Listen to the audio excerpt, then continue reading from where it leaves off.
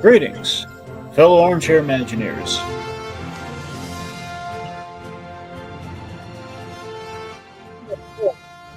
Of Disney debates. Tonight's sumptuous meal of tasty topics. Which Disney legend needs a Lego movie? Which Disney bird would make the best Thanksgiving turkey? And which Disney villain should get an e-ticket for Villains Land? All right, folks. Time to grab a drumstick and an appetite for family-style arguments and a slice of pie as we gather round the table right next to the arena. In this corner, he's wanted by the police and walks a tightrope between people's champ and people's chump.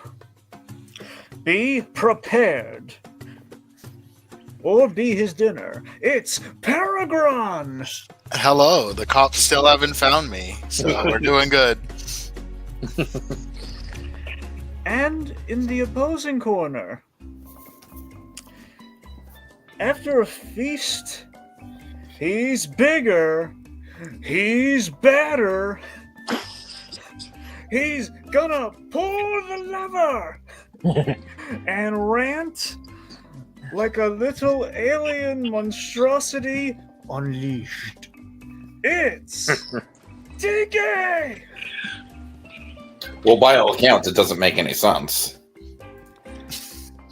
And joining me on the panel of judgmental pilgrims is Jacob Weil and Eli, aka Little Blue. Hello, everyone. Hello. It's actually Eli from Little Blue Productions. Okay. It's good to be here. Yes, likewise. I'm looking forward to tonight. All right, let's have a little refresher on the rules. Okay, so the way it works for those playing the home game, we have 3 rounds, and within these 3 rounds, you're going to reveal your pick. You're going to give your opening statement in which you say all the nice things about your argument, about your decision, I should say, and then you're going to fight to the bitter end. You're going to fight over who gets the neck. And when you hear this sound from my favorite little co-host, R2D2, that means I don't want to hear anything else from you. You're done. Silence. It's golden. It's the new thing. I don't want to hear anything. It'll be up to me and my cohorts here, these 2 schlubs to the left and right of me. We will all deliberate on who gets the point for the round, who made the most compelling argument. We're going to chalk it up. Whoever has the most votes gets the point for that round. And at the end of 3 rounds, you guys get some pie. More accurately, pumpkin pie penny. Yeah. Ooh. Of course, the way this works, it's optional. You don't have to have a piece. You can wrap it up. You can take it home after the game if you want. What this means is if you flip it, lands heads, guess what? Lucky you, you get a point. Lands tails, womp womp. Not so lucky, you lose a point. Food poisoning, it ain't pretty. Oh, no. Now, hidden within one of our merry rounds is some cranberry currency. Nice. Nice. The way the cranberry currency works is similar to the pumpkin pie penny, only I assure you, gentlemen, this coin will be flipped. As in, if you say, "Oh, I'm full. No, none for me, thank you. I don't wish to flip this. I don't have the capacity to flip this. My fingers are tired from abundant tryptophan." It goes to your opponent, and they're going to flip it for better or for worse. Oh, I yeah. have one question, Dragon. If I choose to wrap up the initial slice of pie and save it for later, does that mean I get an extra coin flip in the next debate? Is that like Are we banking points now? Is that Well, part of this? Tiki, that pie will be a month old. You know what that means? It will not be so good. All right, fair enough. Fair enough. It'll be fine if you freeze it. What kind of barbarian are you, Pergron? The kind without money for more pie. I see poverty has educated you, my friend. Okay, so anyway, let's see. So there is I should warn you, gentlemen. There is a penalty phrase in effect. There's a word, it's a naughty word. You don't want to say it. Something bad will happen if you say it. Could be one word, could be several, could be it could be nothing. Honestly, it could be something that Eli says just because I'm ticked off this evening. So I don't know. I have no idea. Only Jacob really knows. I mean, frankly, he knows more than I do what the word could be. I can tell you what. I'll tell you what they are, but I'll be doing it using my Gromit impression. Yep. Okay. Yep. He's preparing for January, folks. Oh yeah. All right. So then we, of course, after the main round, we will enter the speed round, in which we are taking audience questions. So I'll remind you, folks, in the audience watching with us, leave some questions and stick around, and you'll be able to judge who wins, because we'll be inclined to use your questions, and they're going to spring it on these bozos, and it'll be fun. We'll laugh at that. Yeah. Anyway, so name of the game is first to 5 points wins. Do you understand these rules as I have explained them to you both here this fine evening? Yes. Before we move on, there's just some of the comments. Like we have LAB saying, "Woo, people's champ, let's go Pergron." Or Pergron has a fan. Oh look, a fan.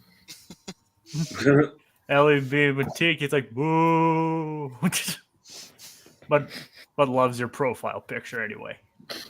Well, thank you. So we're eating coins again?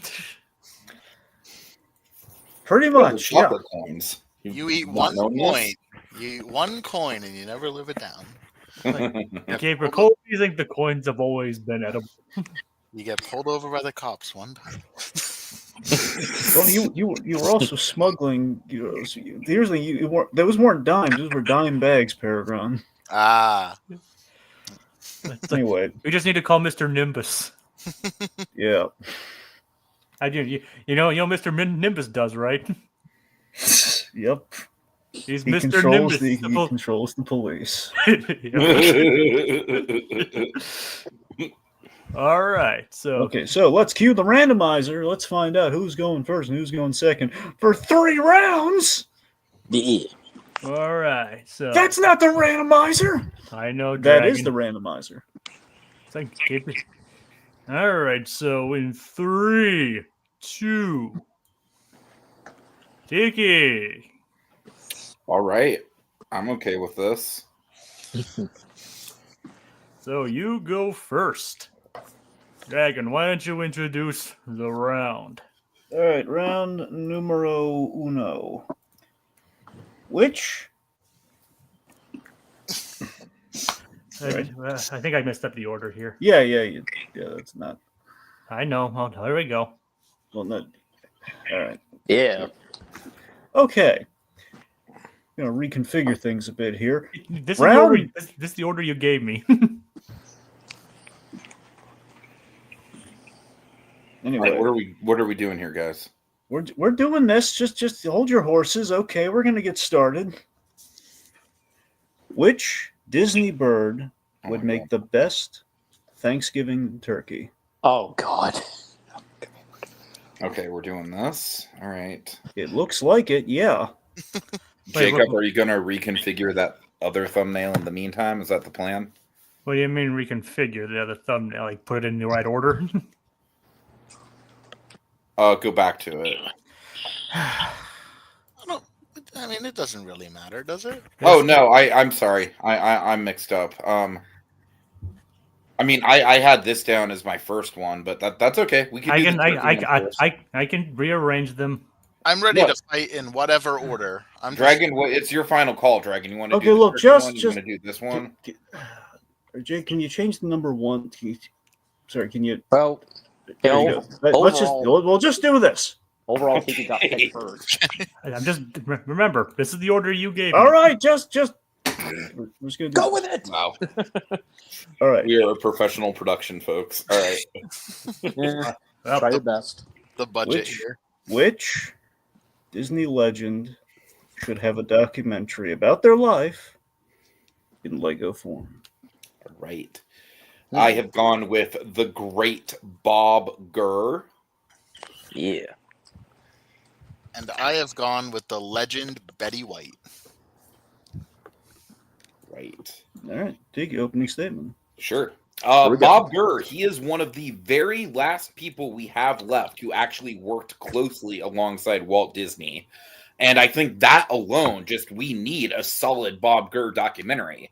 And as far as why it would work perfect in Lego form, much like the Pharrell Williams documentary, piece by piece, kind of illustrated Pharrell's creativity with music and putting together beats and stuff through the creative process of putting together Legos.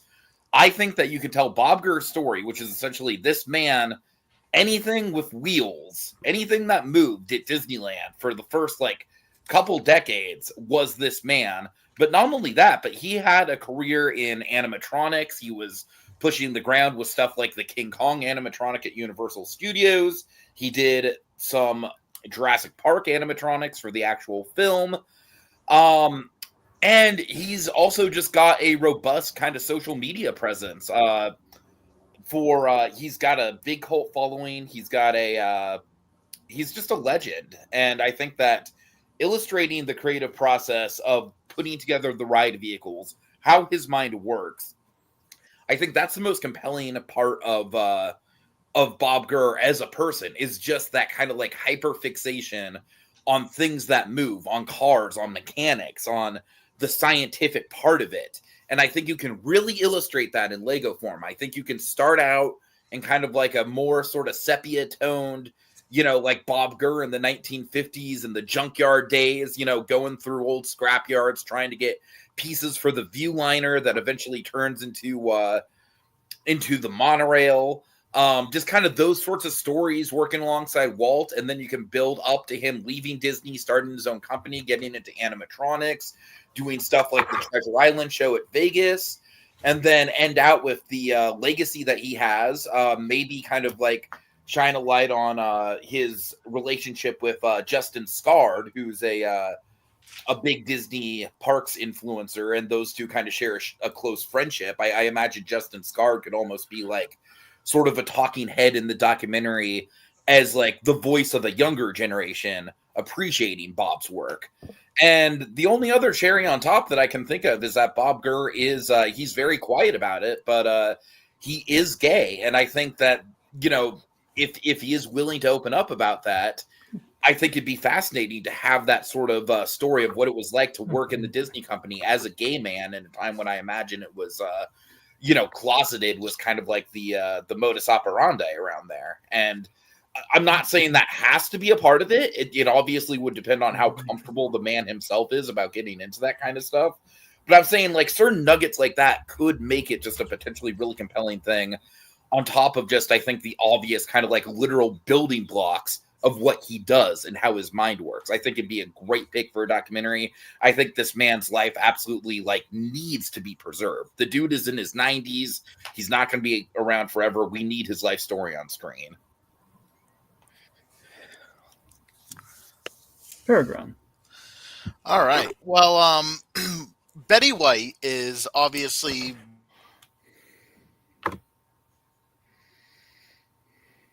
Oh, hello? Shit. My bad, Pergron. I was trying to mute myself. I'm sorry. That's sabotage! Sabotage! Shenanigans! I call it shenanigans. I'm so sorry. Give me 15 more seconds on the clock. Folks, it's been a fun debate. We're just gonna pull the plug here. It's just it's doomed. We're doomed.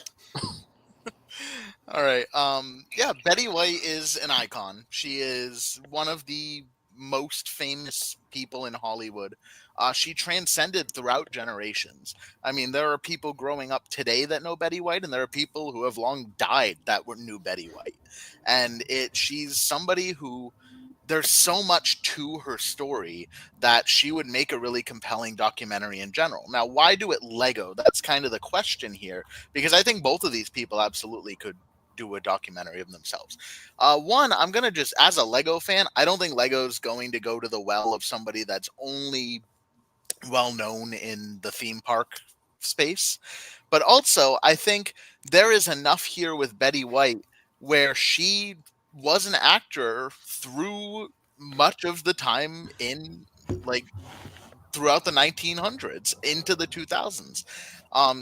You can do a story that is grayscale in the 1920s and 30s as her childhood into the 40s and 50s and 60s as she becomes an actress. You can do some really creative stuff with the color palette, with bricks. I mean, the Golden Girls alone, I can imagine the color palette that they would go to try to represent that stuff. She's also just so around in all kinds of other topics. Was very much an animal advocate. She was very much a gay rights activist. So there's all kinds of stuff that you can touch on there. And I think the visual medium of Lego will make a much more interesting way to do that, because you can expand on her. She is the figure, like a Lego set has figures, and you build the world that she built around her to exemplify that. But yeah, I think Betty White would be an excellent one. I want a Betty White Lego minifigure as well, so that could be me selfishly saying that part. But yeah, I'm ready to debate this one. All right, let's fight it out. All right, so I think that the question here really is kind of like, we're dealing with Betty White, which obviously an icon. And I mean, you raised some good points, and no disrespect, of course. I'm in good company here, but I think my argument for Bob Gurr is twofold. I think mostly my argument really does come down to the fact that piece by piece, the way that movie unfolds, the way that movie works, it doesn't work if Pharrell Williams doesn't have the very specific, very hyper fixated mind that he does. And I really truly feel like Bob Gurr, in a different field, in the field of mechanics and engineering, has that same level of mind, that same level of ingenuity. And I just think that would just translate into Lego form so beautifully. Betty White is awesome, but I truly feel like you could tell her story more as just a normal documentary. I think that with Betty White, you kind of need those clips. You need those Golden Girls clips. You need the, I feel like it would resonate more as a real world thing. Whereas Bob Gurr, I feel like his life, his career, his work is so heightened, and that sort of the chemistry of the mind. I really feel like it would translate so much better in Lego form for me personally. I kind of feel the same way you do about Betty White with Bob Gurr. I feel like, I kind of feel like you're kind of just doing Pharrell again in a different field. I feel like that you're repeating a lot of the same beats. But also I feel like not showing the actual things that he did, not showing the actual, like, it's not abstract like music is. Like, you would want to see the Matterhorn, you would want to see the monorail, and I feel like doing that in a Lego form, you want to see the animatronics, and doing that stuff in Lego form. Everyone knows what that stuff looks like, though. That not stuff everybody. Is synonymous. I mean, it's theme park iconography. Yeah, but you're going to want to show the inner workings of it, like schematics and stuff. And I think you can't do that in Lego form. Yeah, it would look. You can't show schematics and blueprints in Lego. You're going to do what? Like Lego instructions? Like it doesn't show how it really works. Lego instructions are part of the deal, Pergron. That's honestly part of the Lego sort of world that the movies haven't really tackled that much. Just and then you're showing.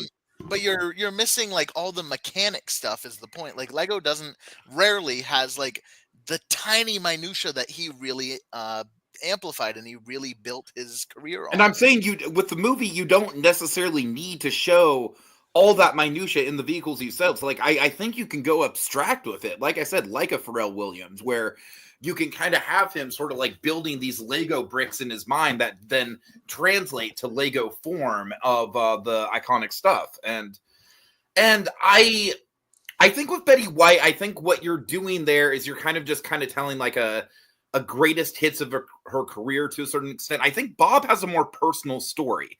And obviously, I'm touching on this. Like, I hate to even go here, but like, there is the factor, and obviously, I'm not trying to disrespect the woman. Okay, I hate to even bring this up, but there is the factor that Bob Gurr is still with us. He can still do fresh interviews. And I think that does add a lot. And that also adds to the urgency of why this needs to be made. Because Lord knows this man has so many stories. And it's the Walt factor. It's the just the fact that the medium he's in is just very much built upon creativity, which the Lego movies thrive in. Yeah, I think my fear is by doing it in a Lego form, you're detracting from the actual work that he did. I do feel like you want to show that. I'd rather see Bob Gurr walking through Disneyland and talking about the stuff. Like, that's my favorite part of the stuff he does on his social media. I would rather see that in a documentary than I would But abstract the Lego documentary version would of it. just be the stuff he does on social media then. I mean, that it wouldn't be special. Right. So, but like, why do we need? That would be a great documentary. That's the stuff that you want to see. I don't want to see him driving around in a Lego car that looks kind of like the Tomorrowland Speedway. Like, to me, that all right, cool. He's driving in a Lego car. That's awesome. Whatever. Like, It's about the process. It's about the I mean, could you imagine like having like basically built out Lego sets of like Disneyland under construction and stuff, Bob Gurr working on installing the train tracks and the tracks on Main Street and stuff. I don't know. I just think like I said, just inherently my problem with your Betty White pitch is just like I truly don't understand what having Lego would do to amplify the Betty White stuff. Whereas I really feel like with Bob Gurr, there is that kind of like element of the mind. And it's like, and I don't really think it's repeating Pharrell's story at all, because Pharrell's story, frankly, gets a lot darker than Bob's got. Like, I think Bob, there's no real low of lows. It's more kind of like he strikes out on his own. And, you know, I feel like the dramatic kind of like midpoint would be when he leaves Disney, but then there's a lot of like there wouldn't be the kind of bottoming out moment that Pharrell has. Like, I feel like Bob wouldn't really be wrestling with his demons. It would be more of a celebration. But I feel like just the visual component of Lego and just the creativity that Lego represents, it'd be perfect to honor a man like him. And again, this is like, we are talking about a literal dying breed where this man, I can't emphasize it enough, this man is one of the very last living people to have intimately worked with Walt Disney, and to be able to capture him, you know, like talking about his life and translating that life through a very compelling visual medium that's all about the engineering side of things, that's all about putting things together. I just think it'd be perfect. I just can't imagine it being done any other way. Just like I can't imagine a Pharrell Williams documentary being done any other way now that I've seen Piece by Piece. And again, you bring up a lot of great points of stuff that I would love to see in a documentary where Bob Gurr is talking to me about it. Like, I really think that you're pitching an amazing live action documentary that I would love to go and see. I don't think that Lego adds to it. I think Betty White is iconic enough. We all know the moments that doing it in Lego, I don't think detracts from it. I think you can build a gorgeous world and showcase the colorful spirit of Betty White through that abstract visual, and it doesn't take away from the actual engineering work that Bob Gurr did. I think you can do a lot of really interesting. At least Bob Gurr's work like was in engineering, was in some. I'm not saying obviously acting has like a component of creativity to it, but like there is that just tactile, literal putting pieces together thing that I just don't think you can really argue with. I think if Bob Gurr built Disneyland Castle, I think I could see your argument. But he wasn't building the just structure. Because he wasn't building it though doesn't mean that you can't work it. Like I already said, no, I'm saying work in shots of Disneyland under construction. You can still build that world, and I feel like the vehicles is just such a hyper specific part of Disneyland. I think that would work like a beating heart in some ways. It would work better with maybe like a Connects or maybe like Hot Wheels. I think I could see something like that, like or like a model car building thing where you really get that minutia. I do think maybe that would work, but I feel like doing it in Lego is such a specific building tool that yes, it's about building, but it's about building with bricks. And he wasn't doing bricks, he was doing gears and tiny little minute things, and that's really what makes his stuff So interesting. you're calling the King Kong animatronic and the big like Treasure Island ships that literally Doing sink big- like those but- are the, I mean that's But the kind of interesting thing about the King Kong animatronic isn't that it's a big King Kong. Anyone can build a King Kong. No, statue. but I'm saying it's the visually stuff that speaking, works though. inside.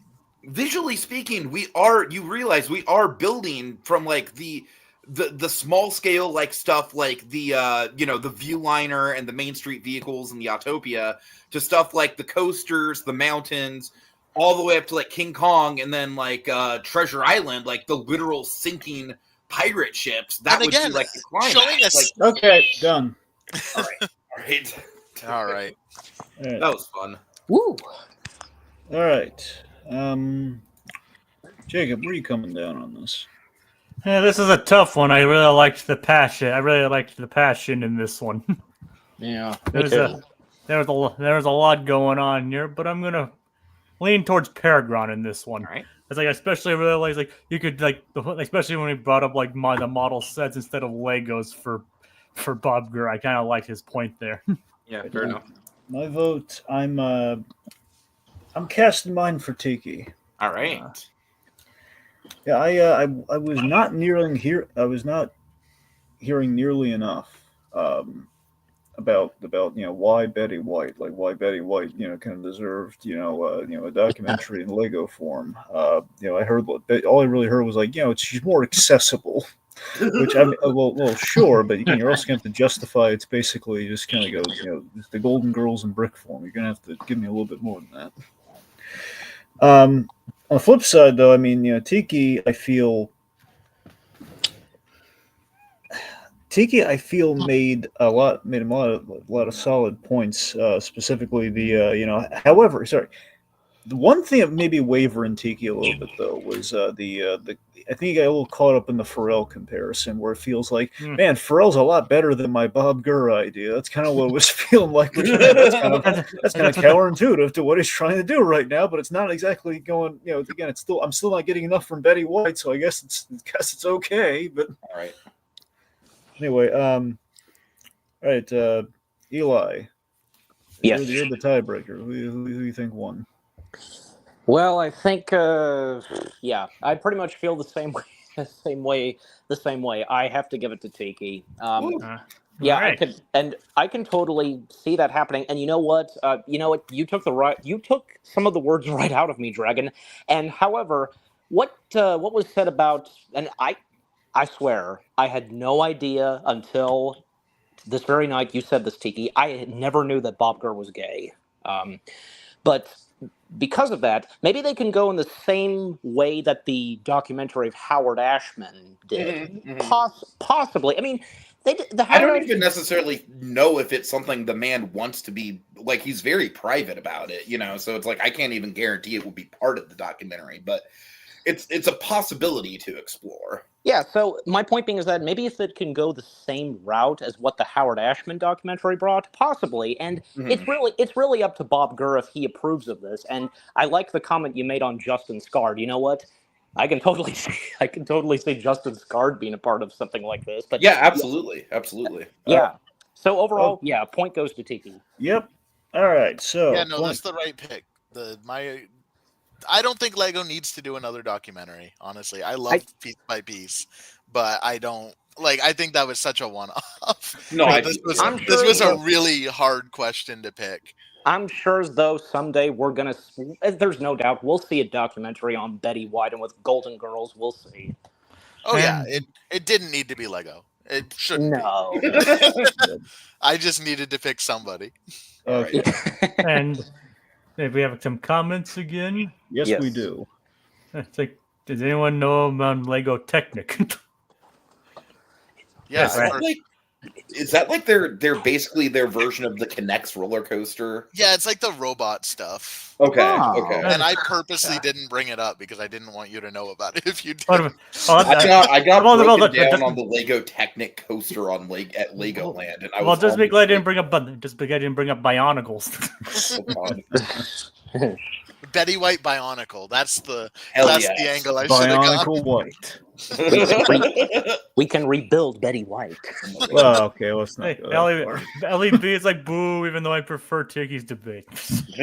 No, it's okay. Yeah. He had the better debate. Yeah. So it's the evil. So it's the heel with one, and the people's champ lags behind. You going down, people's champ? Oh no. People's champ, more like people's Trump. Remember Oh, the people. Remember He's in the people. line.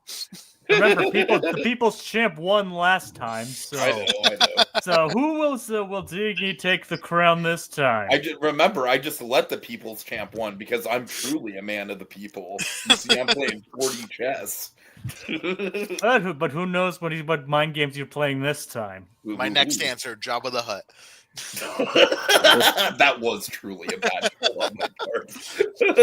Yeah, he's just gonna eat the Stay Puft Marshmallow Man. That was literally my argument. Dragon, what happened? What? Dragon. Anything? Did you find the coin? Well, I'm so glad you asked. I checked my pocket, and because it's the first logical place you check, and no coin. That's the first place you look for pie in your pocket.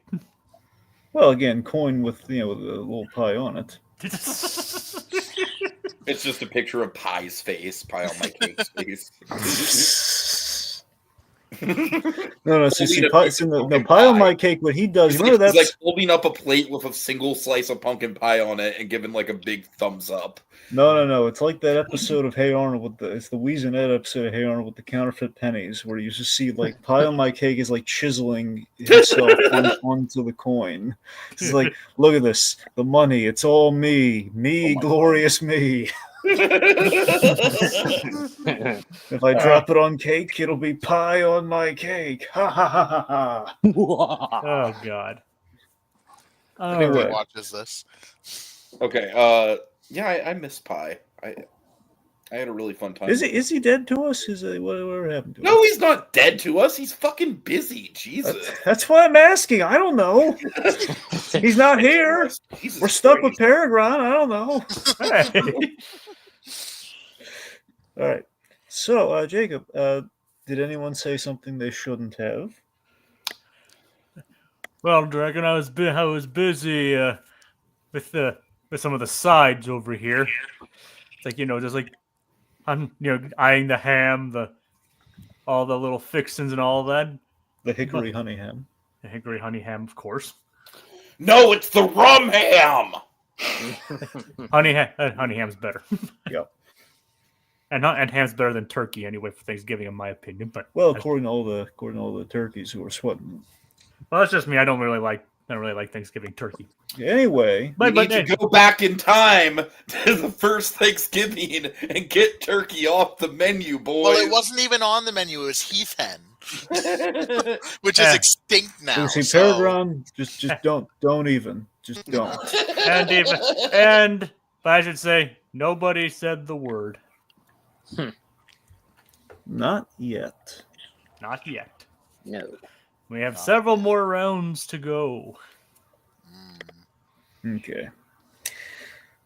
Anywho, that brings us to round number 2. Speaking of turkey, Yeah, let's talk some turkey here. Thanksgiving around the corner. Also, Donald Duck being in vogue with the 90th in his Hot Ones appearance. Oh, yes. Begs the question, which Disney bird would make the best Thanksgiving turkey? Can I clarify something real quick? Yes, This does yes, we're mean going which- to eat them. Okay, Not who's cooking the best turkey. No. It's All right. who's that's the thing. It's like this Okay. is this Disney that- character, this beloved Disney fowl will be.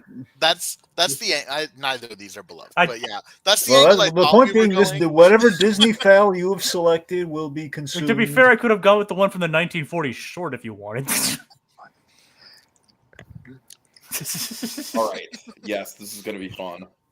All right. Okay, so Tiki, Okay, I have Buck Cluck. voiced by Gary Marshall.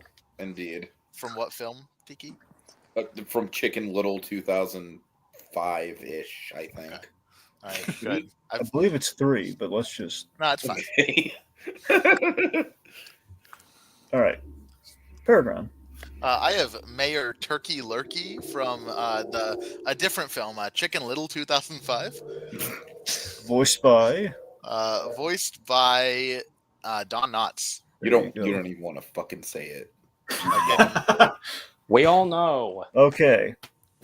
Tiki. Okay, so Pergron knows what my opening argument is going to I- be. How dare you eat Don Knotts? He is an American treasure, an American icon, and Buck Cluck is just frankly a piece of shit. He's easily among the least likable Disney fathers.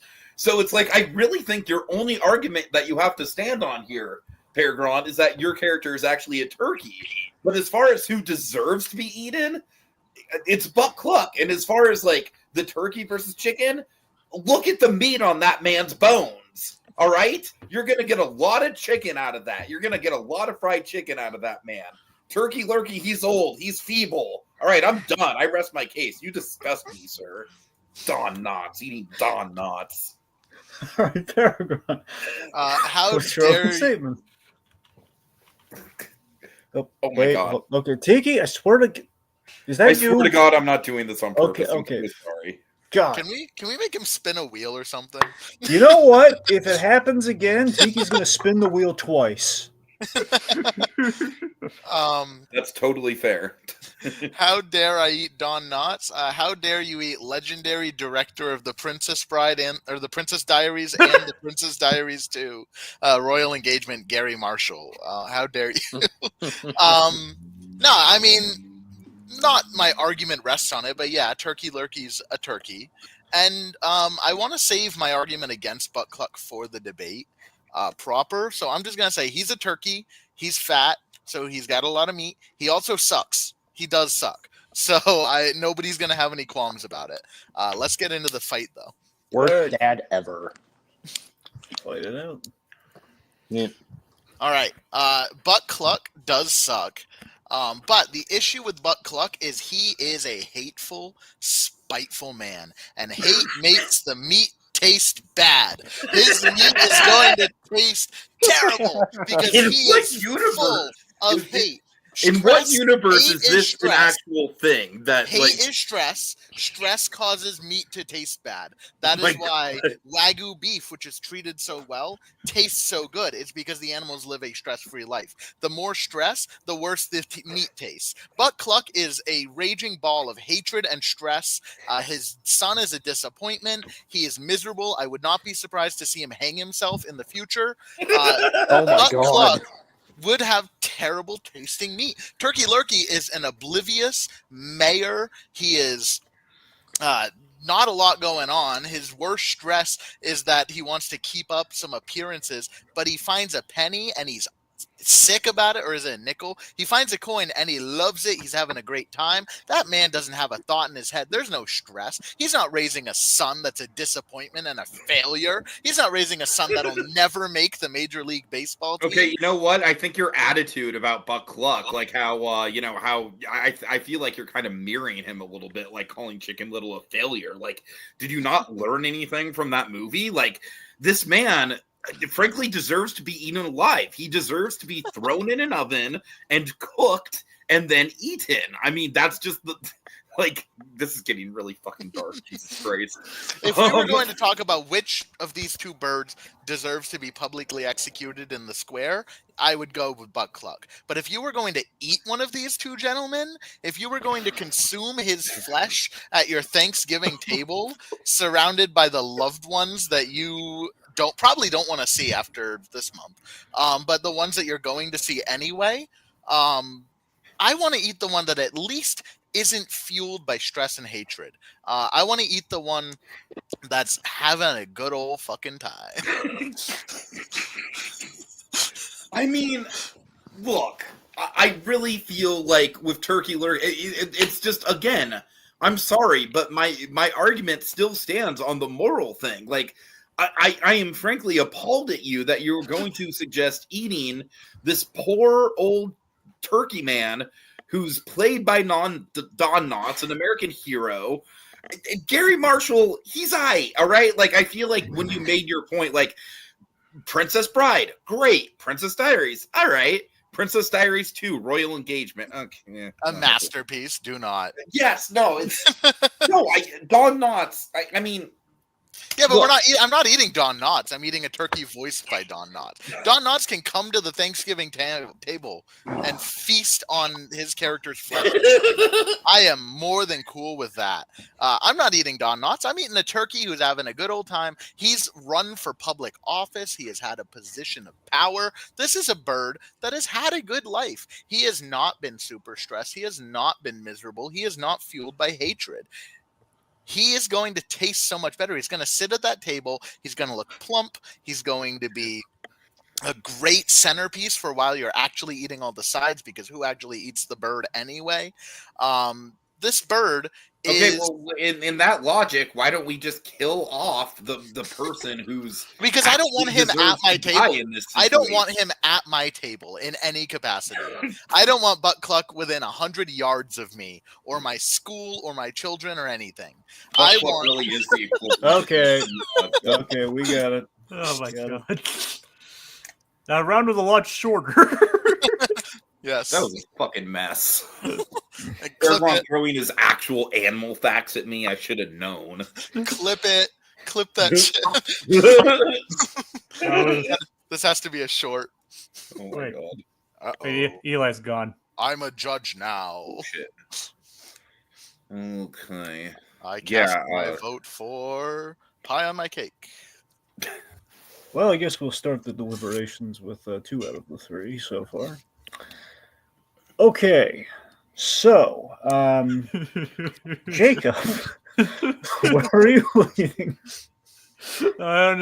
This could honestly go either way. This was really could it now? Well, I mean, would you like to think it over a little?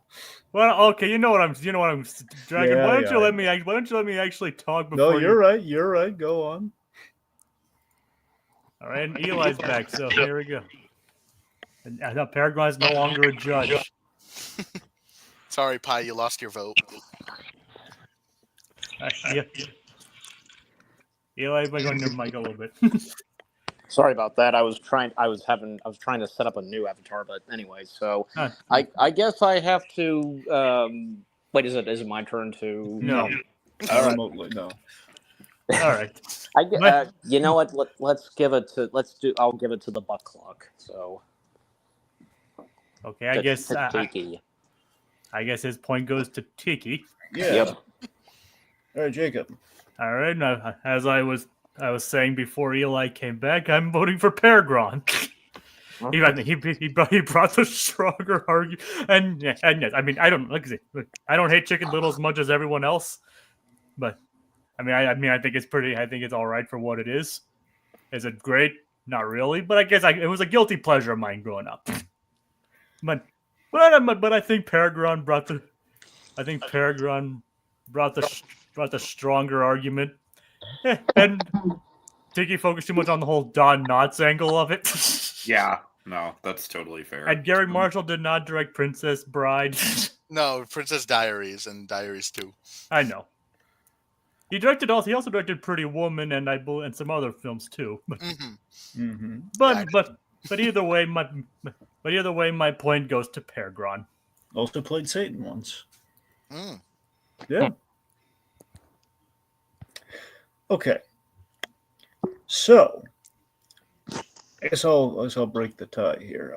So this was very insane and yet entertaining at the same time. Yeah, so I am. I mean, in part for for an entertainment factor kind of thing. In part, I mean, Tiki. So Gary Marshall, he's alright. Was very funny, but beyond this the chuckle factor on that one.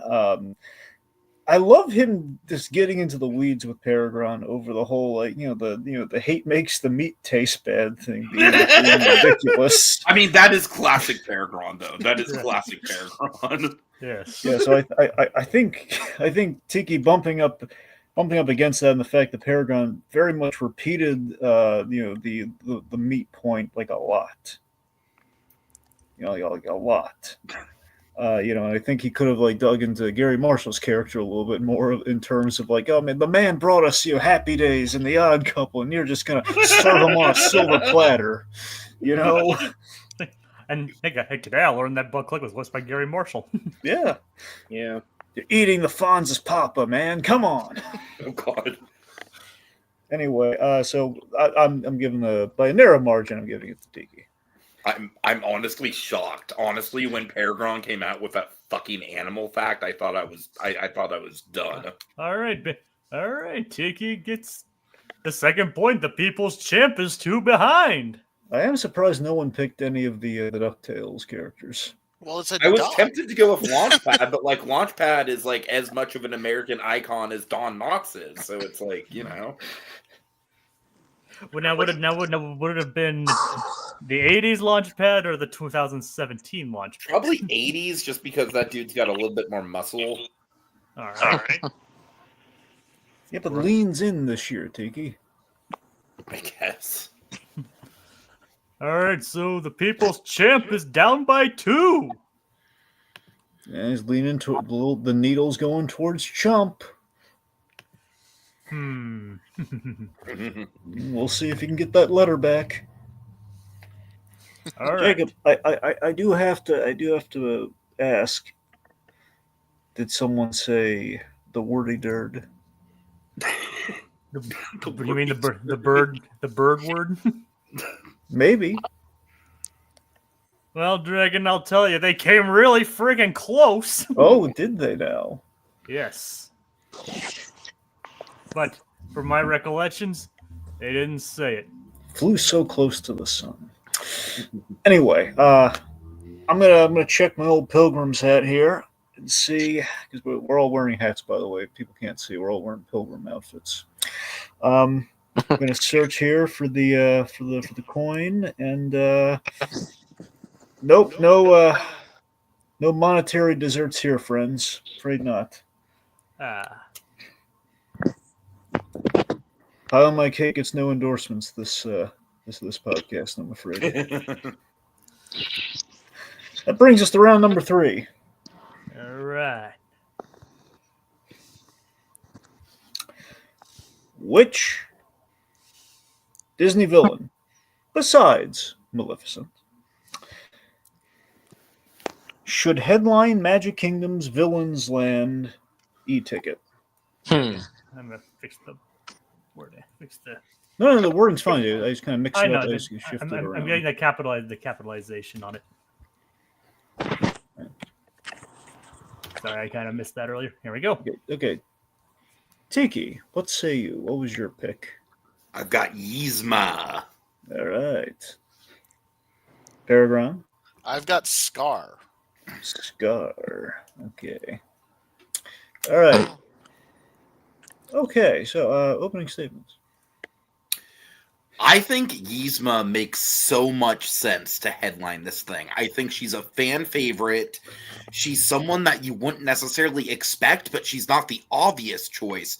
But she's so iconic. And most of all, this lady has experience in the theme park game, people. I mean, can you imagine the safety spiel? Can you imagine the literally it literally writes herself out of all the Disney villains. She is the only one to canonically own a roller coaster. I mean, not only that, but I also feel like story-wise, I think it makes a lot of sense for the plot of this Disney villain e-ticket to essentially be Yzma kind of rallying up all the underrated kind of like C-tier Disney villains and going up against the Maleficents and the Gastons and the Ursulas of the world. And I think Yzma would be a great kind of figurehead for that sort of plot. And yeah, I rest my case. I certainly have arguments against Scar, but I don't want to tip my hat to Pergron quite yet, so I'll wait for the actual debate. All right. Perry the Gron, what do you got? Okay. Yeah, I think that if you were going to pick a villain that would get butts in seats, it's Scar. I think Scar is an icon. I think he's a great villain. I think that the fact that The Lion King is such a popular movie is something that people have been clamoring for a Lion King ride at the parks for a long time. And they've never gotten one. Paris, I guess, is getting one, but we're not talking about Paris. And Scar is among the evilest villains in the canon. I think that if you're building a villain's land, I want the evil villains. I want a villain's land. Yzma's like, yeah, she's a bad guy, but I think she's too goofy and too funny to really bring a menacing e-ticket to this land, where I think Scar absolutely could headline something scary, fun, and evil and dark compared to that. But yeah, I also have arguments against Yzma that I would like to save, so I rest my opening statement. All right, duke it out. All right, Pergron, Disney just recently released a list of Disney villains that inspired Villains Land. Guess who wasn't on it? Guess who wasn't on it, and guess what? This argument isn't about who's on the list. It's about who should be on the headlining it. So I don't care about your list. But I feel like that alone just makes me like Disney is not zeroed in on Scar. And I'll tell you why Disney's not zeroed in on Scar. There's a multitude of reasons, actually. I just don't think he fits the profile of most villains. I think he'd be awkward just because of the fact that he's a lion. I think it'd just be like, because with a Disney villain e-ticket, you want people who are interacting with each other. And I think Yzma has so much potential in that with all her gimmicks, with the transformations and stuff. Whereas Scar, like, we're literally about to get Scar's tragic backstory, for God's sakes. Like, we've gotten Cruella's and Maleficent's tragic backstory. That hasn't stopped them from still being considered villains. No, but I don't know. But I would think that maybe it would be something to consider with a headliner of a Disney villain attraction. We all know that Maleficent's great. We all know that Cruella's great. But I feel like with Scar, it's just going to be a little bit more.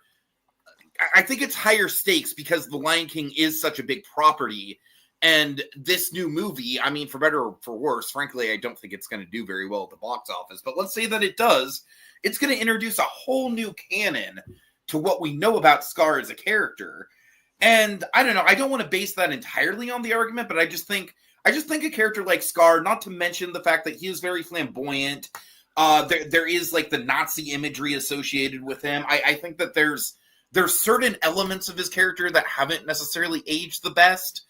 Yzma, I think, is just like a timeless character, and I feel like my very pitch is that it's Yzma going up against the villains that are scary and threatening and intimidating, and we're on a team with, like, you know, the Edgar from the Aristocats, or Prince John and Sir Hiss, and, you know, like the Alameda Slim, maybe, you know, like, and I think that concept, having like the villains that we're with kind of be this like ragtag Suicide Squad going up against the real big bads, and so we can have Maleficent as a dragon, you know, we can have Scar and the hyenas, but Yzma would be the figurehead kind of leading us through everything, and we can have that kind of like clash of the titans.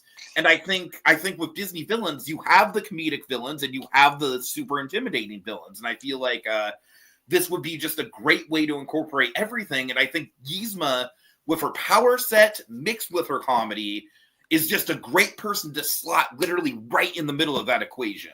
Okay, so I'm going to pick apart that argument bit by bit.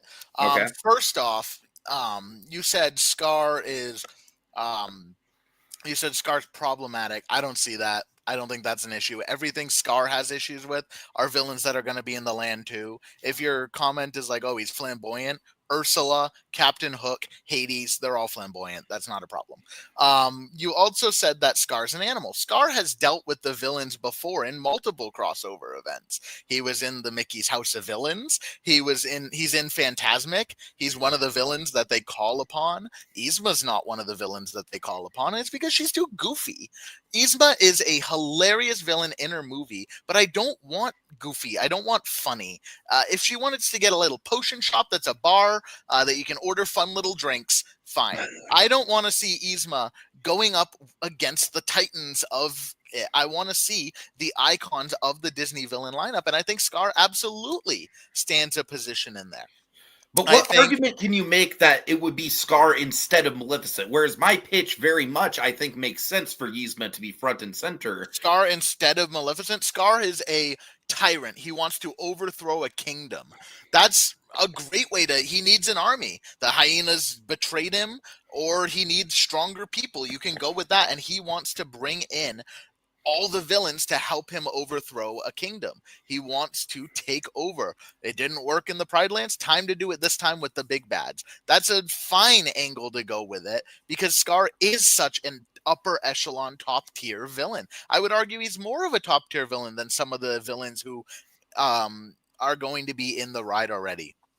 I think so. Scar might have an army. He might have the motivation, but you know what Scar doesn't have?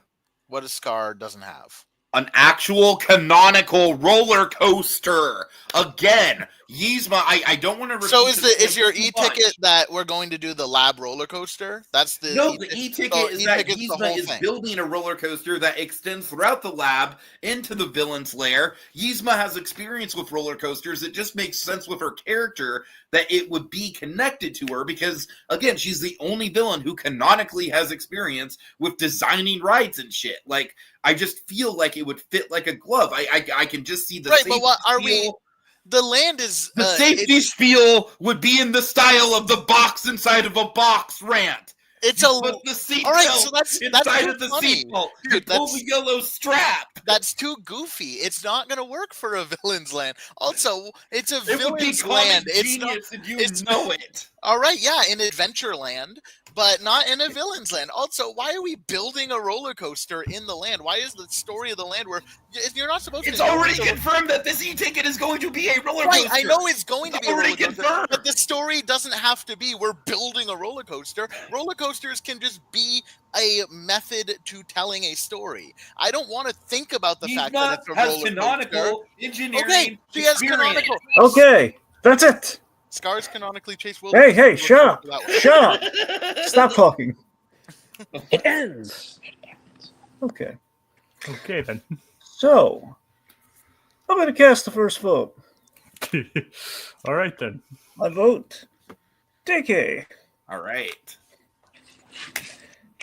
All right, Eli. How you feeling, buddy? Who you leaning towards? You're looking a little scared. Well, obviously, I had to change it because of, what Tiki picked. But yes, I'm going to go with Tiki. And by the way, Scar was never in House of Villains, only the hyenas. Well, he was in the House of Mouse, though. He was? Yeah, in the House of Mouse. Maybe not House of Villains. But he's definitely crossed over with them. I kind of forgot that he was there in House of Mouse. I mean, it's kind of hard to watch since it's not on Disney Plus. Unfortunately, we're still drafting letters for that one. Yeah, absolutely. Okay. Well, just for the heck of it, Jacob, who would you like in this fight? This is an interesting one to say the least. It got really heated. But as much as I would like to go for Scar, considering Tiki kind of won the argument there. So Tiki pulled a clean sweep, not only with the judges in the final round, but the entire opening rounds. All right. Yeah, someone's been practicing. How you feeling now, people's champ? And I'm feeling like somebody's showing their hand on who they're going to vote for a little too much. That's how I'm feeling. and that person probably shouldn't do that. But other than that, I'm feeling fine. Speed round's my power round anyway. Remember, the speed round is the great equalizer. Very true. Very true. Yep. All right. Jacob, did anyone say it? Dragon, I'm going to tell you the truth here. Yeah. No. I knew it. Trying to build up an anticlimax there. I know. I felt the emptiness. It was there. Yes. And somehow not there, but I felt it. All right. Well, I'm gonna go for broke here. I'm gonna check the actual physical pie. So that eat around it, folks. Careful, well, Jason Biggs has been in that pie, Dragon. Well, why do you got us? Now I'm gonna. Okay, hold on. I'm sorry. Hold on. Now I gotta put on a glove. I couldn't Hold on. resist. God. All right. Hold on. All right. Here we go. And I'm feeling around. I don't know if that's rhubarb, but it's the pumpkin was next to it. Let's see. Wait a minute. Maybe I spoke too soon. I feel something, and egad, I found it. All right. Yay. I found it. Huzzah! Tiki, this is Yeah, yours. I'm Wipe it gonna off a flip little, it but because it's yours. Pergron literally has no stakes. I'm not giving him a free point. I'm gonna flip it. Okay. All right. LEB's like, not our champ. More like you, chump. All right, so here we go. Tiki's flipping. Oh my god. Oh boy. Oh God. Okay, you guys realize I could win it right here, right? Well, yeah, we're gonna see what happens.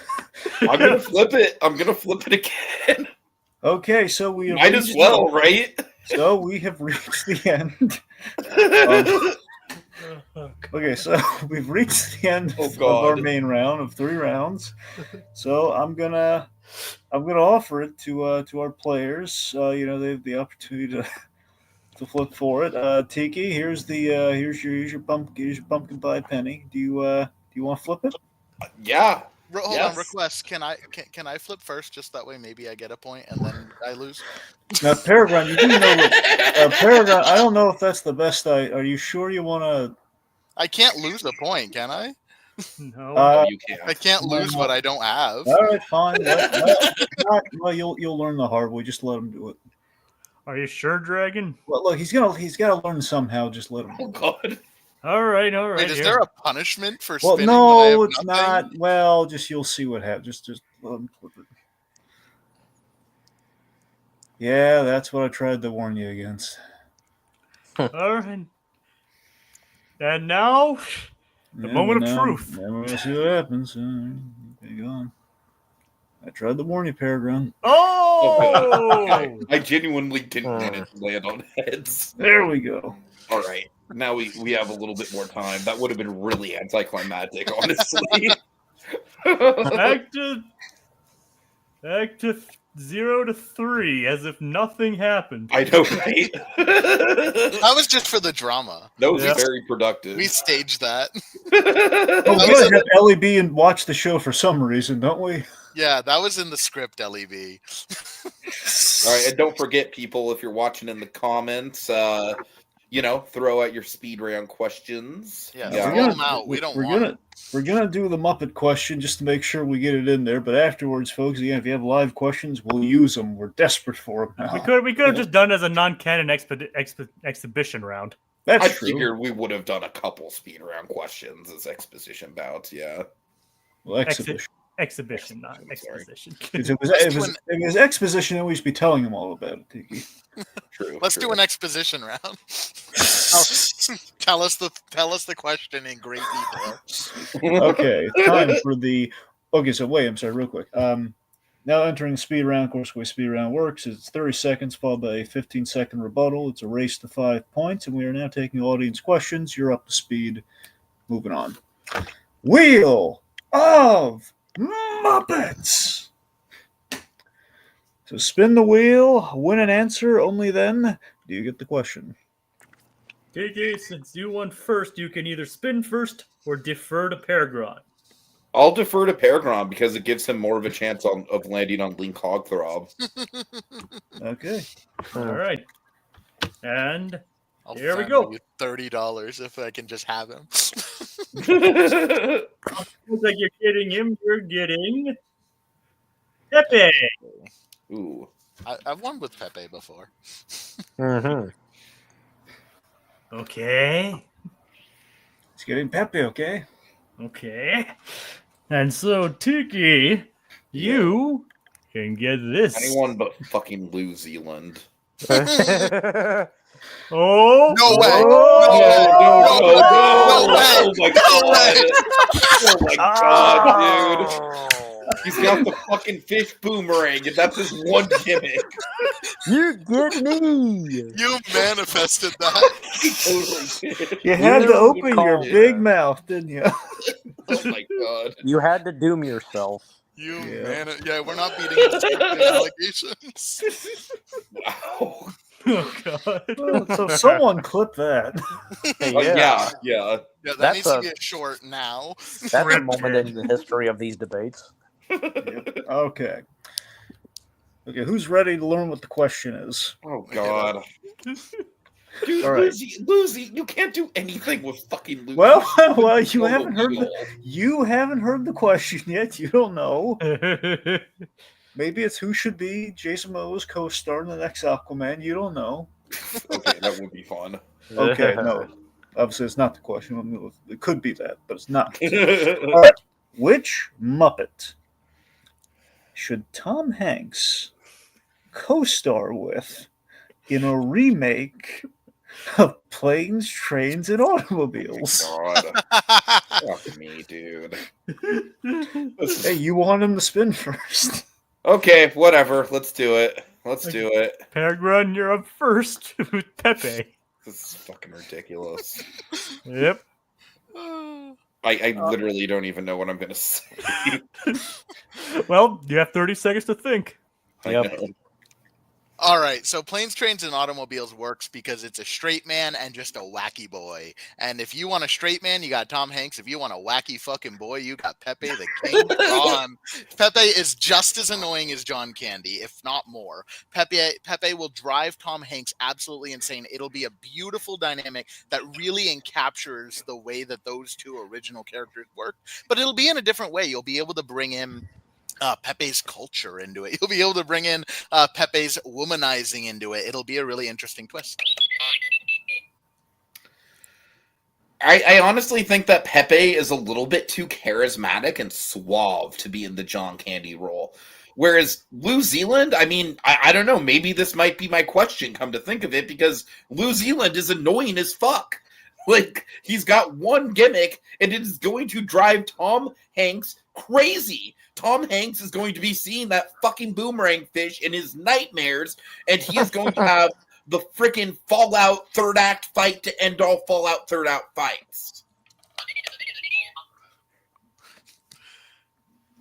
New Zealand doesn't have any charisma whatsoever. John Candy had charisma. Yes, he was annoying, but he had charisma. Pepe is annoying and has charisma. New Zealand has nothing. He has fish. All right, we're going to run that bit into the ground within 30 seconds of the movie. It's going to be a brutal watch.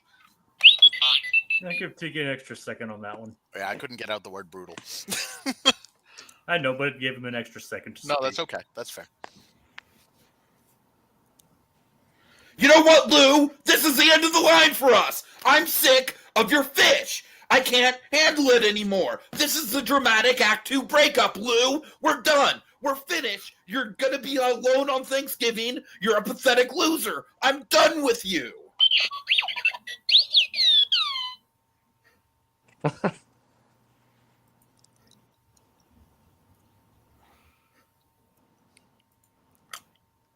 Okay. They were just quiet. Yeah. I was letting it sink in. Yeah, like and New Zealand's response, like, "You want to hurt me? Go right ahead if it makes you feel better. I'm an easy target." Okay. Jacob, Oh, Who good. do you think? Who do you think won it? In all honesty, I'm gonna go with Pergron on that one. Yeah. Yeah, Are you sure? Dragon. Yes, I'm sure. Good man. He's sure. All right. Are you questioning me? No, I'm confirming you. All right then. There you go. All right. So it's 1 Pergron, 3 Tiki, and now it's LEB's question. Hmm. All right. What food featured in a Disney movie would be the best centerpiece in a Thanksgiving dinner? The Ooh. Sleepy Hollow thing, the Sleepy Hollow turkey at the Van Tassel dinner. That turkey right there. It's That the ick. one. That Ichabod eats. Yes, Mm-hmm. it's gotta be, no question. What food featured in a Disney movie? There's been a lot of it. There Yeah. has been a lot of it. Think of the best one. We've given you like 80 billion examples throughout any episode of this podcast. I so know. think What would be the best centerpiece in a Thanksgiving dinner? Centerpiece. Tiana's beignets. all right. That's a good one.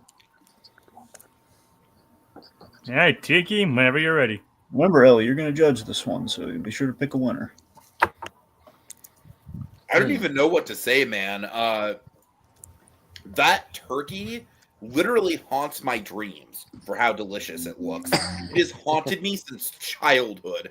I literally think this turkey is like the embodiment of amazing food animation, not just Disney, but like throughout like all of the Ghibli animation, everything. Like this is the most delicious looking thing.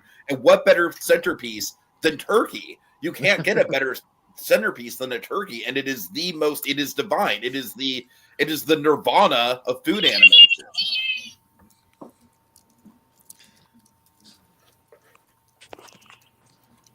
All right. If you want to have a delicious item on your Thanksgiving table, I want something that stands out. And Tiana's beignets literally buy her a restaurant. That's how good these things are. And yeah, is turkey iconic? Sure. But that turkey is from the 1700s. They didn't have spices or flavor or taste back then. That's going to be a dry ass turkey. It's going to be the Christmas vacation of turkeys. Okay? I want something with flavor. I want something with power. And I want something with love. Oh my god. Okay, beignets are clearly a dessert side, not a centerpiece. I mean, it's all about the visual component to it. Like, you're not gonna beignets are delicious. They're probably the more iconic of the two, but they're not gonna make a centerpiece like a turkey would. And I don't care about the flavoring. The turkey looks delicious. It's all about aesthetics. A big stack of beignets in the center of the table while you're eating your meal, that all you're going to be thinking about is, I want those damn beignets. I want to put them in my belly right now. That's what you're going to be thinking about. You're not going to be thinking about the turkey on your plate. You're going to be thinking about those beignets. The turkey in the centerpiece, you're like, all right, yeah, it's a turkey. Cool, fine. All right, LEB, who sold you? The other one I was tempted to go with was the pizza from a Goofy movie. I knew you were going to say it. I knew you were. It wasn't Thanksgiving enough, but my God, that pizza is another one. It's another haunts my dreams one. An unconventional one for me would have been like the soup from Ratatouille. Oh, that would have been a good one. Yeah. The ratatouille from Ratatouille. Well, that itself as well. Yeah, that too. Well, I mean, but you can't go wrong with a good Thanksgiving soup. No. True. I literally look forward to the. Oh, all right. Thank you, LEB. Yeah. But Tiki, that's how that brings Tiki to 4. Well, wait. That's not right, is it? What do you mean? No, Tiki, you were at 4. No, Tiki lost. Remember, he lost a coin. Yeah. Oh yeah. Oh, I'm sorry. You're right. Yeah. So Tiki is at. Okay. So he's at 4 again. Mhm. Yes. Okay. Yep. All right. And unfortunately, none of y'all said the word, but you still have come close. Oh boy. Womp womp. I want to spin my wheel. So So he's just spinning. He's spinning the wheel like alone. It's like, why can't someone? Why can't You I? know what? do this? You know what? I'm gonna get cocky and I'm gonna play heel and I'm gonna be like, bring on a punishment, Jacob. If you want to spin it so bad, I'll take a punishment. No, I'm not kidding. I'm up Punish ahead. him I for want to muting handicap me myself. twice. Punish him for muting me twice. I want to handicap myself. Let's do All right, this. let's do it. Dragon, you want to go for it? Yeah, I'm all. Let's flog the guy. Let's do it. All right, remember though, there is a reversal, so it still might end up punishing Pergron. All right, so Tiki's asking for this. Remember, so in I'm a 3, masochist. What can I tell you? 2, 1. Dragon's choice. Dragon's choice. Dragon's choice. Oh, Mm. that means Pergron gets to choose Tiki's next answer. Oh, There that's you a go, good one. Pergron. You're That's welcome. it. It's one of my favorites. I will be using this for evil. I hope so. Okay, Jacob, do you think we should go for a Parks question, an We should go for anniversary Ellie B's question? other question. Wait, what? We should go for Ellie B's other question. Jacob, what do you think? Because he wants that. I don't want to give him anything he wants. Well, let's save that. Let's save that for maybe like an exhibition match that doesn't count towards point totals. I want to do that one, but let's save it for later. Okay. Okay. All right. So Jacob, we have the vague question, we have the anniversary question, and we have the Parks question. The vague question? Yeah, the vague question. The very open. The single best yada yada question. All right. And what are the other ones you had in mind then? All right, just okay. So there's the vague question. There's the Park one because we're so you want to be an Imagineer. Yeah, but you're wavering on that all the time, though. What does that even mean anymore? Look, All right. Pergron and I are both in the Imagineering community. All right, fine. All right, fine. In light of Deadpool and Wolverine being at the parks and doing the, and also doing gangbusters on Disney Plus, besides Star-Lord, which Avengers Campus cast member should Deadpool interact with next? Because he's basically crashed into the, the Mission Breakout kind of dance party thing. So now it's. So which walk around Avengers character should Deadpool interact with, or is somehow next? Okay. Well, Pergron, you're choosing for me. Mm-hmm. Go on. I'm looking at the list. You also get to decide if you want him to go first or not. Okay. He is gonna go first. Okay. And he is going to be interacting with the Eternals. There is. Oh God! Oh no! All right. I'll take it. Fuck it. Wait. You can't just say the. Well, it says Eternals such as Cersei, Kingo, and Phastos. I'm gonna go Kingo. Kingo. All right. I'm in. Are they actually at the parks though? It says so on this list. Really? They added Kingo to the parks. Dragon, Yes, remember the people who are in Avengers Campus rotate in and out all the time. It's kind Well, I know that, but I'm saying the fact that the Eternals are Do there. we not want to? They're characters who appeared for a short time, but may or may not be there permanently. Okay, but they were there at some point. They were there at some point. Okay, then that's okay. So you're saying Kingo? Yeah. You're picking Kingo specifically. Kingo is. Oh wait. No, I'm gonna go with Phastos. Actually, I think that's a better one. Fuck. Which one's Phastos? Too bad. Oh, shit. Oh no! Oh God! Oh God!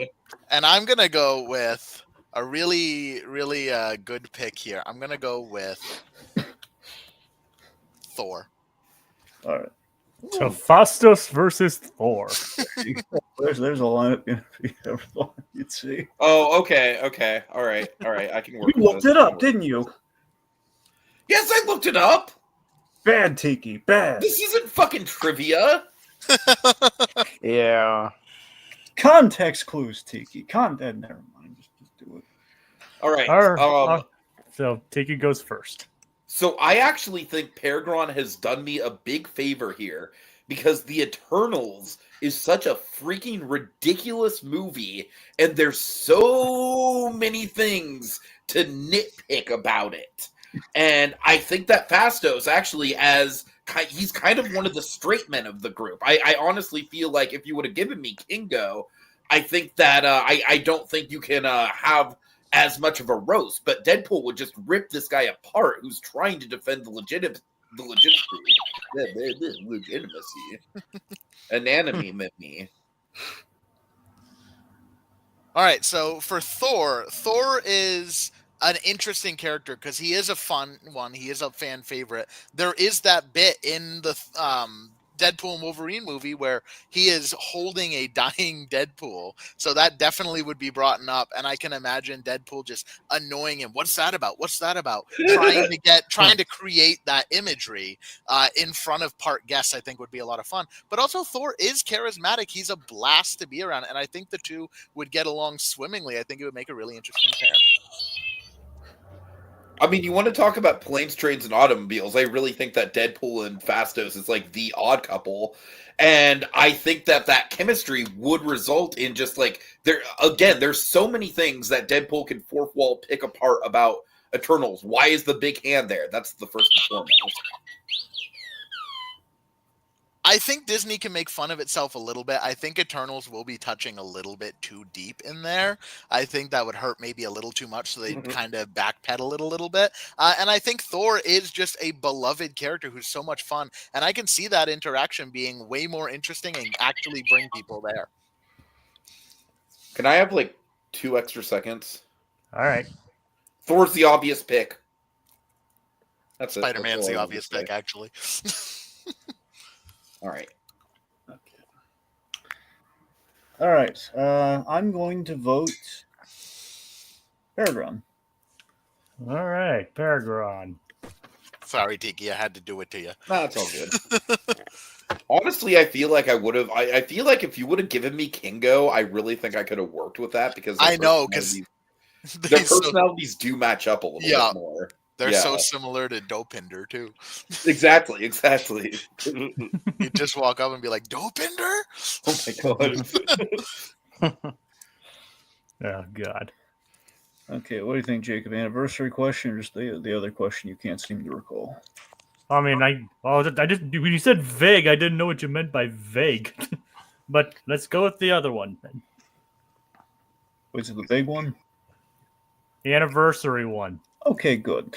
Best moment of acting in Toy Story 2 for the 25th anniversary. Ooh. Best moment of acting. Very specifically, best moment of acting. Best moment of Oh, acting. it's been forever since I've even I know. Toy Story 2. Yeah, this is where you get punished for it, Tiki.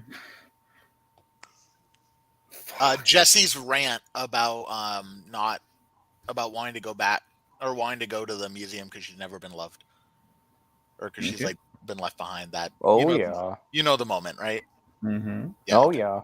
The question is, do you? Yes, I do. I just didn't know how to phrase it. Okay, I really hate to do this, but I think I'm just gonna have to concede to Pergron on this because What? I really can't think of anything else that tops that. Ah. I really can't. I'm sorry, guys. Oh my god. If I took one of your places, yeah, I know everything, and like I would know. But yeah, A little more humble. Feel like, come on. Can I ask one question? I'm just making a comment. Okay, one question. Does it have to be voice acting, or can it just be like the acting on the animated characters? I mean, come on, man. You gotta have some like. Jacob, what do you want? I mean, you know what they say, animators are frustrated actors, so... Yeah, fine. Just, what do you got? I mean, I'm obviously going to go for the moment that Jessie realizes that Emily has left her behind at the side of the road. That's what I'm going to go for. Okay. I mean, I'm sorry, guys. It's like, because that's the tricky part about this question, honestly, is the fact that when I think of like really emotional, heavy-hitting moments in Toy Story 2, I'm thinking of that scene, and there's no actual voice acting in that scene, so it's tricky. So I'm going to have to go nonverbal here. I'm sorry. Well, I hope you know you've invited the Wrath of Eli, because as soon as we're finished, he's going to list out all the fantastic moments you could have picked. I mean, Okay. I've already thought of one that I could go with. Him too. We all have. Yeah. Okay. All right, Pergron. Pergron, you go first. All right, so there is a moment in Toy Story 2 where Jessie is going at Woody because Woody wants to go back to Andy, and she has already been left behind by a kid. And it is genuinely, I think, more emotional than the When She Loved Me song. Putting Sarah McLachlan in there is cheap. It's cheating. Having Jessie actually like voicing these emotions, it does send chills through my body. And her face acting in the animation is gorgeous and beautiful as well. So here's the thing. I don't just think that Jesse's facial reactions in this song are really good acting and a really good example of an animator conveying emotion through facial expression. I honestly think it was a game changer in that regard. I don't think Pixar becomes what it is without it. You don't have the tearjerkers of something like Inside Out or Up without a moment like this. And it's all in the facial animation. It's all in the emotion. It's all in what's being said without a single line of dialogue being spoken. That's acting. I know they gave it to you, so I'm not going to argue that point. But I do think that a voice performance on top of this very similar gorgeous animation about showing emotion, I just think that voice alone adds so much more to it because the performance, the acting is so good in that. I'm not going to deny that it's not a great performance, but I'm just saying that song is what everyone remembers about Toy Story 2. And if it was just a song, if it was just the McLachlan track, if you didn't have the emotion of the facial reaction, of the devastated look on her face, you don't have that scene. Okay. All right, Jacob, what do you think? Oh no. This is an interesting one, to say the least. I do appreciate Tiki's approach with the whole nonverbal aspect of it. Which look, my whole thing is like, even if I could have thought of an actual line of dialogue, I still think my argument would stand. That is the moment of acting in that movie. Well, like I said, I'm saying I appreciate your say that, and Polly, and I think you deserve the point for that one. Ah, okay. I think it's kind of an uphill battle for that one, and I think you kind of stood your ground with it. Well, thank you, Jacob. Especially with like, you don't get Pixar as it is. Basically, that's them proving what they can do, even with toys. Mm-hmm. All right. In other words, that means Tiki wins!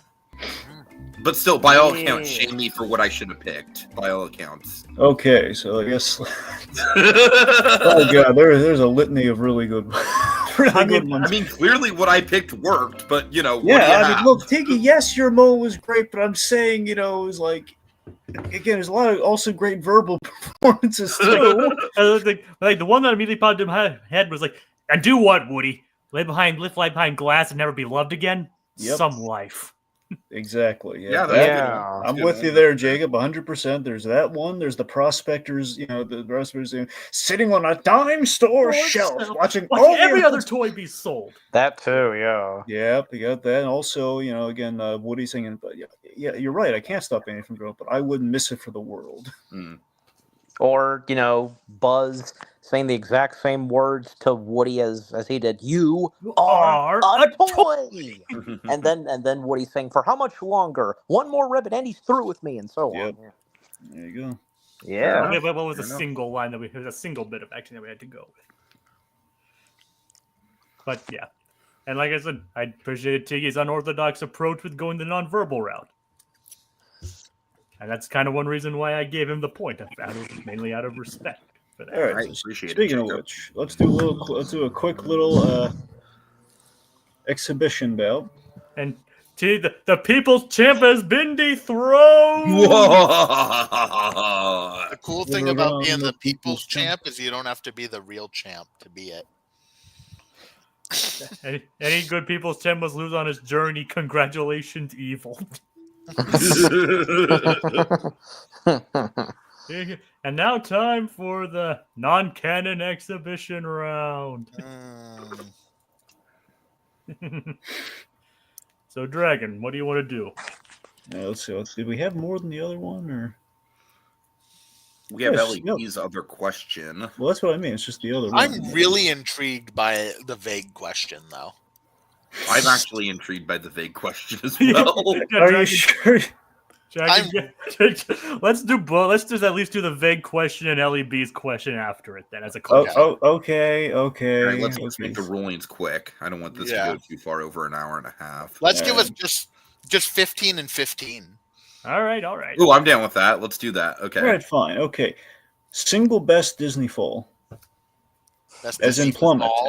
as in plummet, as in fall. Okay, Jack Sparrow when he's doing the "I've got a jar of dirt" thing, and he falls, and then he's like, "Never mind, got it." That. Yeah.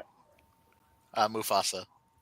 Oh shit! Oh, Yeah. God. 15 seconds on the clock for Tiki. Okay. Look, when I think falls, I think Pratt falls, and I think that fall from Jack Sparrow is one of the most memorable Pratt falls in a series that's kind of built on Pratt falls. Mufasa is not a fall; it's a tragic moment. It's a death. There's nothing fun about it. It didn't say most fun fall. It said the best fall, and that fall impacts everything. Without that fall, we don't have the movie. Without that fall, we don't have memes. Without that fall, we don't have people crying at like 30 years old. That fall defined a generation. Yep. You're not Dragon. wrong. Dragon. No. Well, I'd give that one to Pergron. Me too. You don't say. Yeah. That was a very inspired pick, Pergron. Plus, he had a pun too, which is kind of fun. Like, although Jack Sparrow, that's like the best one was like the blooper when he jumps off the ship and lands on his butt. Yeah. All right. LEB's question. All right. Question submission. What Disney character put up Christmas decorations in November? Jack Skellington. Rapunzel. All right. So, Yeah. Pergron goes first with Jack Skellington, then Tiki with Rapunzel. Jack Skellington, get out of here with this shit. Okay. Hey. No, I'm sorry. That shouldn't count for my time. Okay, go. I'm ready. I Jack mean, Skellington, get out of here with that shit. Jack Skellington is the most basic bitch answer you could possibly have for this. Wait, Rapunzel, what? Tiki, he said it first. Oh my god, I'm so sorry. I heard you say Rapunzel. But Pergron said Jack Skellington before he said Rapunzel. Yeah. Yeah, Pergron, yeah. you know what I'm gonna say, so go ahead. Yeah, I mean, he already let him finish it out. All right, like 7 seconds. Okay, wait. So just to clarify, Jack, hold on. Let's repick. You want to do that? Let's No, repick. you're not going to repick. You're stuck No, with what you We got. should definitely Yeah. repick. And those are good picks. Tiki already went for half his turn, and I don't think that's fair. And you get 7 seconds. Okay, so just to reiterate my arguments, Jack Skellington, basic bitch pick. Okay, Rapunzel, I feel like is an unconventional pick, but at the same time, she's. Oh, God. This is stupid, man. Oh, And come we on. said it at the same time. This is ridiculous. Just because you fire into it first doesn't mean you're the first guy who said it, right? We make that call. Okay, I'm gonna say a different answer. I'm gonna say Mr. Toad. You don't get to change it. And I'm gonna change my answer to C-3PO. Oh my god. Okay. It's anarchy, Dragon. I don't know what to tell you. It's All right. And I'm gonna change Tiki's answer to Turk. I'm sorry, what? Turk? Turk. From Tarzan. Tarzan. Tarzan. Okay, I'll work with Turk. I'll do it. You're on. You should change Wow. my answer too. No, I'm going with Turk. Turk versus C-3PO. Stick with one already. Okay, so Turk is just like She is one of the most energetic, creative people in the Tarzan universe. She did the whole trash in the camp thing. I really think that she would be gung-ho, like, hey, Halloween's over, let's jump right into the next thing, because that's my personality. All right, C3PO. I just feel like C3PO likes Christmas. I don't know. He's just got those vibes to him. I just see him and I'm like, that's a guy who would blast Mariah Carey on November 1st. This isn't even like, this is just a vibes based argument, man. He's got them vibes. Oh my god. LEB? LEB, for also these two owe you an apology. I'm sorry. No, on I behalf apologize of them. for nothing. Well, I'm sorry, LEB. The people's champ hates you. I don't know what to tell you. No, I love my number one fan Yeah, so much that I did. Well, I mean, you did just treat her like hot garbage, so She's like, Pergron. There you go. See. Sometimes you just gotta Still faithful despite you just completely disregarding the feelings, Pergron. I didn't You horrible human nothing. being. That was vibes. Tell me that C3PO doesn't feel like a man who loves Christmas. No, because he's a robot. Yeah. Yeah. Plus, he loves Life Day, if anything. Nah. Yeah. He doesn't even know what Christmas is. C3PO knows the birth of Jesus. Clip that. Wow. C3PO was Pergron. at the manger, brothers. Oh my god. So did he bring the frankincense, or the gold, or was he the gold? He is the gold. He gets brought. Yeah. Oh my. Oh my Well, god. at least C-3PO and R2-D2 were present during the Egyptians, according to Indiana Jones. That is true. That is actually Yeah, and the Egyptians knew about Christianity, or at least Judaism. Yeah. And Jesus Christ was Jewish. true. See, All now we're right. gonna get letters. And so the words were never said. Not in that last one. No. None of the you guys didn't say them at all, but you came really close. Leaves, family, and stuffing. I knew stuffing was going to be one of them. Well, you played it. You played your words smartly then. Yeah.